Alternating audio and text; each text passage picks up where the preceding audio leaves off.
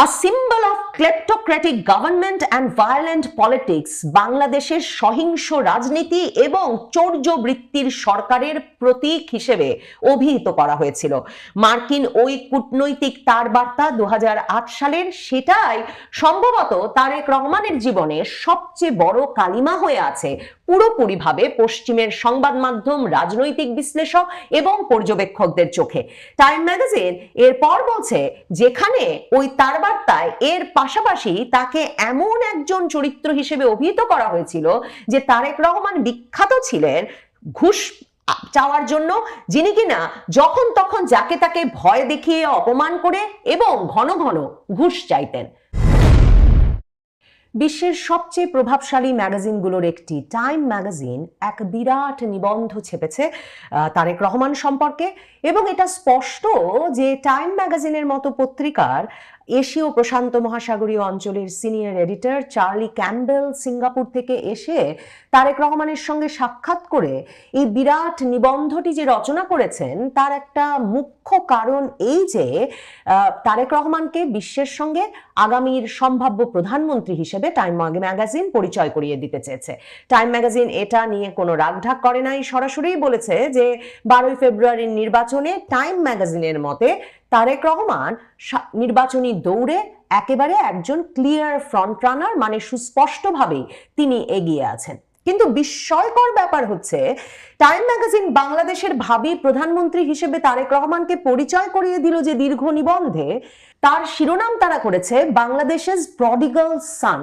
প্রডিগাল শব্দটা তেমন ঘন ঘন ব্যবহৃত হয় বা খুব প্রচলিত তেমন নয়। প্রডিগাল শব্দটার অর্থ বুঝতে বেশ কয়েক ঘন্টা ধরে নানাভাবে ঘাটাঘাটি করে কোনোভাবেই এর কোনো ইতিবাচক কনোটেশন বা ইতিবাচক কোনোভাবে একে ব্যাখ্যা করার কোনো সুযোগ পাওয়া গেল না। প্রডিগাল অর্থ হচ্ছে এমন সন্তান পরিবারের যে কিনা পথভ্রষ্ট হয়েছে, বকে গেছে, উচ্ছৃঙ্খল হয়ে পড়েছে, বেপরোয়া হয়ে পড়েছে, এবং যে কিনা ভীষণ রেকলেসলি ব্যয় ভাবে ব্যাপক খরচ করে। এমনকি কোথাও কোথাও বলা হচ্ছে, মানে বাইবেলে প্রডিগাল সান হচ্ছেন তারা যারা পরিবারের সম্পদ নষ্ট করতে পরিবার ছেড়ে চলে যান এবং তারপর একরকম কখনো কখনো পাপের প্রায়শ্চিত্ত করে অনুতপ্ত হয়ে বাড়ি ফিরে আসেন এবং তারপর আবার পরিবারের কাছ থেকে একটা উষ্ণ অভ্যর্থনা পান। পরিবারের সবাই তাকে আন্তরিকভাবে গ্রহণ করেন। তার মানে একটা বকে যাওয়া অমিতব্যয়ী ছেলে যে পরিবারের যেমন ইচ্ছে পয়সা কড়ি সম্মান খরচা করে পাপের প্রায়শ্চিত্ত করে অনুতপ্ত হয়ে আবারও বাড়ি ফিরে এসেছে। তারেক রহমানকে টাইম ম্যাগাজিন সেই প্রডিগাল সান, বকে যাওয়া পুত্র হিসেবে শিরোনাম করে পরিচয় করিয়ে দিয়েছে বিশ্বের দরবারে। তারেক রহমানের সঙ্গে তার বাড়িতে, তার বাড়ির বাগানে সাক্ষাৎ করেছেন চার্লি ক্যাম্বেল, এই টাইম ম্যাগাজিনের সাংবাদিক, এবং তিনি শুরুতেই বলছেন যে তারেক রহমানের সঙ্গে তার যখন সাক্ষাৎ হয়েছে তখন তারেক রহমানের গলাটা ভেঙে এসেছে, মানে গলাটা ভাঙা, এবং তিনি লিখছেন যে তার কাছে এটা রাজনৈতিকভাবে খুব একটা ইঙ্গিতপূর্ণ ব্যাপার, আয়রনিক ব্যাপার বলে মনে হয়েছে, কারণ তিনি মনে করাচ্ছেন 17 বছর ধরে তারেক রহমানের বক্তব্য বাংলাদেশে নিষিদ্ধ ছিল যে কোনো মিডিয়ায় প্রচার করা। তারেক রহমান শুরুতেই সাংবাদিককে বলেন যে তার শরীর বাংলাদেশের আবহাওয়ার সাথে মানিয়ে নেওয়া শুরু করেছে, এবং তারেক রহমান এটাও বলেন যে তিনি কথায় খুব ভালো নন, মানে the thing is that I am not very good at talking anyway, কিন্তু আমাকে যদি কিছু একটা কাজ করতে দেওয়া হয় আমি সবচেয়ে ভালোভাবে সেটা করার চেষ্টা করি। এমন একটা ইতিবাচক অবস্থায় সাক্ষাৎকারটা শুরু হয়। সাক্ষাৎকারটা তারা নিচ্ছেন, সাক্ষাৎকারটা ঘটছে তারেক রহমানের বাগান বিলাস এবং গাঁদা ফুলে ভরা বাগানে বসে, সেটা সাংবাদিক জানান। এরপর সাংবাদিক বলতে শুরু করেন যে ফেব্রুয়ারি 12 নির্বাচনে তারেক রহমান যে শুধুমাত্র সুস্পষ্টভাবেই এগিয়ে আছেন তাই নয়, তারেক রহমান বাংলাদেশে এখন এই 2024-এর জুলাই আগস্ট আন্দোলনের পর মুক্তিযুদ্ধের সময়কার প্রজন্ম এবং এই যে যারা তরুণ বিপ্লবী তাদের মধ্যে একটা সেতু বন্ধন হিসেবে এই 60 বছরের তারেক রহমান কাজ করছেন। তারেক রহমান সম্পর্কে এর পরেই সাংবাদিক লেখা শুরু করেন যে তারেক রহমান একটা ব্যাগেজ নিয়ে এসেছেন, মানে তার একটা অতীত ইতিহাসের বোঝা তার কাঁধে আছে। তিনি বলছেন যে তার সবচেয়ে বড় গুণ, সবচেয়ে বড় যোগ্যতা হচ্ছে তার বংশ পরিচয়। তিনি প্রেসিডেন্ট জিয়ার পুত্র, তিনি বাংলাদেশের সাবেক প্রধানমন্ত্রী খালেদা জিয়ার পুত্র, কিন্তু তার ভক্ত সমর্থকদের কাছে তারেক রহমান এমন একজন ব্যক্তি যিনি কিনা দেশে ফিরেছেন তার মাতৃভূমিকে একরকমের উদ্ধার করতে। কিন্তু সাংবাদিক মনে করাচ্ছেন তার সমালোচকদের কাছে, তারেক রহমানের সমালোচকদের কাছে, he is a dark prince of venal. মানে সাংবাদিক এত সব কঠিন কঠিন নিষ্ঠুর সব শব্দ ব্যবহার করেছেন তারেক রহমানের বিষয়ে, বুঝতে বাকি থাকে না যে বাংলাদেশের যে প্রধানমন্ত্রী হতে যাচ্ছেন সামনে, তার সম্পর্কে তিনি যা অতীত ইতিহাস সম্পর্কে যা সব গবেষণা করে এসেছেন তার ফলাফল খারাপ। তারেক রহমানকে অতীতে যারা চিনতেন তাদের কাছ থেকে তিনি যে ব্রিফ নিয়ে সিঙ্গাপুর থেকে ঢাকা এসেছেন তারেক রহমানের সাক্ষাৎকার নিতে, তাদের কাছ থেকে তিনি যে ব্রিফ পেয়েছেন সেই ব্রিফও যথেষ্ট খারাপ।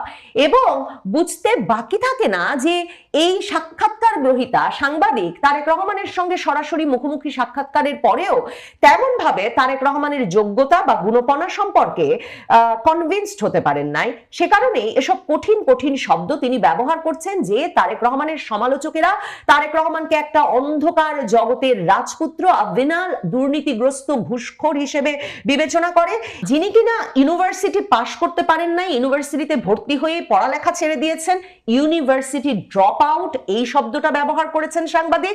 এবং তিনি বলছেন যার একমাত্র নেতৃত্বের যোগ্যতা হচ্ছে তার জন্ম হয়েছে কোন পরিবারে সেই বিষয়টি। তবে তারেক রহমান সাংবাদিককে বলেছেন যে আমার নেতা হয়ে ওঠার বিষয়টা আমার বাবা মায়ের জন্য নয়, বরং আমার দলের নেতা কর্মী সমর্থকেরাই আমাকে আজকের জায়গায় নিয়ে এসেছে। টাইম ম্যাগাজিন এরপর বলছে যে তবে বাংলাদেশ সম্ভবত তারেক রহমানের এই মুখের কথাকে গ্রহণ করতে এখন প্রস্তুত, যে কারণে জরিপে দেখা যাচ্ছে সম্প্রতি যে 70% মানুষ তারেক রহমানের দলকে ভোট দিতে চায়, যখন প্রধান ইসলামী দল তার প্রধান প্রতিদ্বন্দ্বী জামায়াতে ইসলামীকে ভোট দিতে চায় 19% মানুষ। টাইম ম্যাগাজিন এরপর বলছে তবু তারেক রহমানকে নিয়ে উদ্বেগের শেষ নাই, কারণ 2001 থেকে 2006 পর্যন্ত বিএনপির শাসনামলে ট্রান্সপারেন্সি ইন্টারন্যাশনাল বাংলাদেশকে চারবার টানা সবচেয়ে দুর্নীতিগ্রস্ত দেশ হিসেবে অভিহিত করেছিল, তালিকাভুক্ত করেছিল। টাইম ম্যাগাজিন বলছে তারেক রহমান এ ধরনের সব অভিযোগ, দুর্নীতির অভিযোগ অস্বীকার করেছেন এবং তিনি বলেছেন যে অন্তর্বর্তীকালীন সরকার আদালতে তাকে দুর্নীতির সকল অভিযোগ থেকে মুক্তি দিয়েছেন, সকল অভিযোগ খারিজ হয়ে গেছে। তারপর সাংবাদিক বলছেন যে তারেক রহমান নানা রকম নীতিগত একটা পরিবর্তন ঘটিয়ে ফেলবেন এমন সব প্রতিশ্রুতি নিয়ে বাংলাদেশে ফিরেছেন এবং নানা রকম ফ্যাক্টস অ্যান্ড ফিগার্স, মানে তথ্য উপাত্তের ভিত্তিতে নেওয়া বিভিন্ন সিদ্ধান্তের কথা জানাচ্ছেন। তিনি বলছেন 12,000 মাইল খাল খনন করবেন, তিনি বলছেন 50 মিলিয়ন গাছ লাগাবেন, তিনি বলছেন 50টা নতুন সবুজ এলাকা তৈরি করবেন ঢাকায়।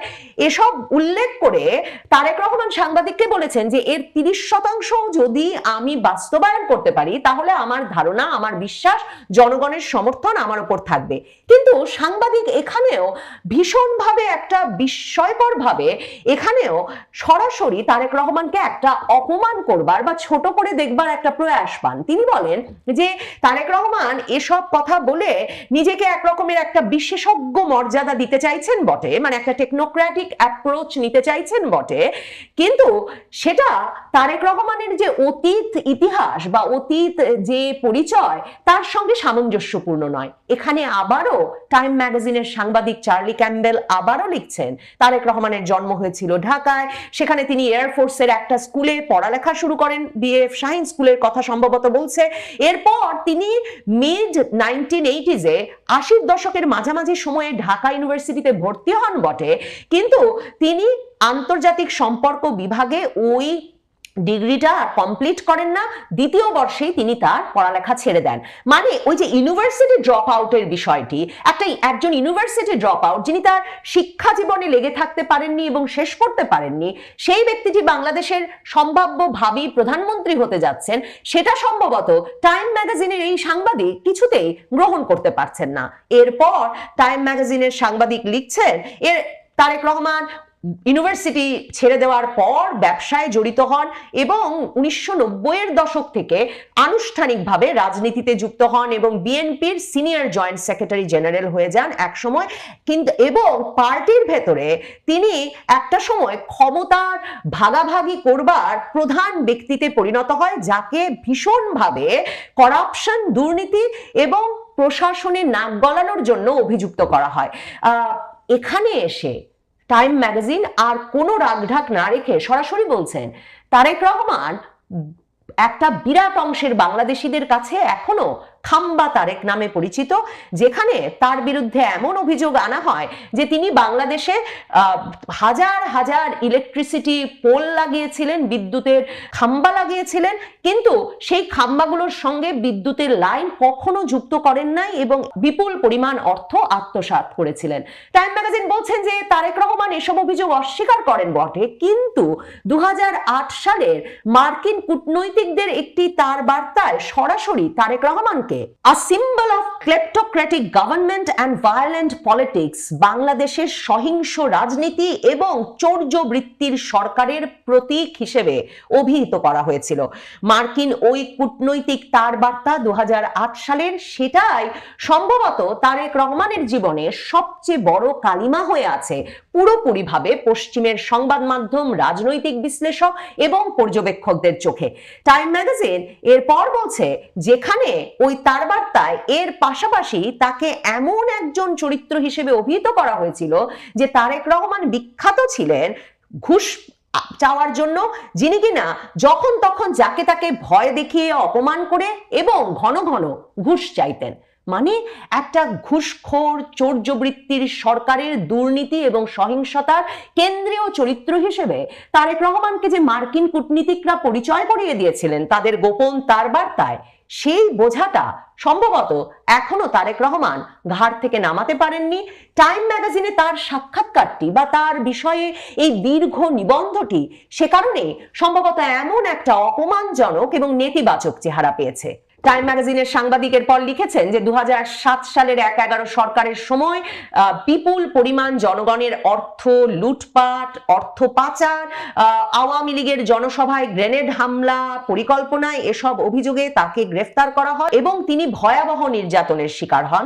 তারেক রহমান টাইম ম্যাগাজিনের সাংবাদিককে বলেছেন, এখনো মাঝে মাঝেই শীতকালে তার পেছনে ব্যথা করে, পিঠে ব্যথা করে, এবং তিনি বলেছেন, তারেক রহমান বলেছেন যে এই ব্যথাকে তিনি তার এক রকমের দায়িত্ববোধ হিসেবে দেখেন, যে দায়িত্ববোধ রয়েছে তার জনগণের প্রতি। এবং তারপর তিনি সাংবাদিককে তার আরেকটা ফেভারিট ফিল্ম স্পাইডারম্যান থেকে একটা উদ্ধৃতি দেন। সেই উদ্ধৃতিটা দিয়েই টাইম ম্যাগাজিনের সাক্ষাৎকারটা শেষ হয়েছে। উদ্ধৃতিটা হচ্ছে, তারেক রহমান বলছেন, with great power comes great responsibility, বড় ক্ষমতার সাথে বড় দায়িত্বও আসে। এবং তারেক রহমান সাংবাদিককে বলেছেন, টাইম ম্যাগাজিনকে বলেছেন, তিনি সেই কথায় ভীষণভাবে বিশ্বাস করেন।